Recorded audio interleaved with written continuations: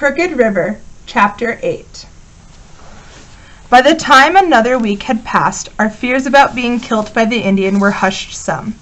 To my way of thinking, the Indian wouldn't give me and Laura gifts of beads and such if he was planning to bring any terrible harm on our heads. And if we were bringing him plates of food, perhaps he understood he needn't fear a thing from us either.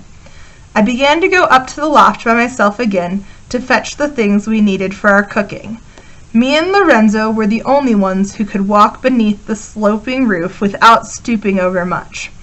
When I went up for onions or some apples for a pie, I would often give a sideways glance at where the Indian was sitting. Seemed like I noticed something different about him each time, something I hadn't seen before. Do you know the Indian has a big piece of copper dangling from his neck? I would tell Laura. It is in the shape of a half moon. I imagine it was from an old kettle. Don't you think? Another morning I noticed that the feathers on his head were hawk feathers, on account of how they were brown and square-shaped, and I saw he had 2 silver discs the size of shillings hanging from his earlobes. I think Laura was as filled with curiosity as I was about the Indian.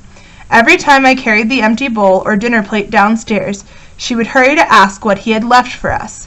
Sometimes it was beads, and other times it was odd and peculiar things like red-dyed porcupine quills or small tin cones with tufts of horsehair stuck inside. Once he even left a tarnished buckle that looked exactly like a silver sun. Still, Laura kept on worrying that Pa would find out about the gifts. I should never have let you keep the beads in the first place, she fretted. If Pa learns what I did, he will punish me so severely, I might as well go and shake hands with the devil himself. Our Ma would be downright ashamed with how I'm raising you. Downright ashamed. I told Laura she was fine at raising me, but I didn't tell her that I had started to give small things to the Indian, too.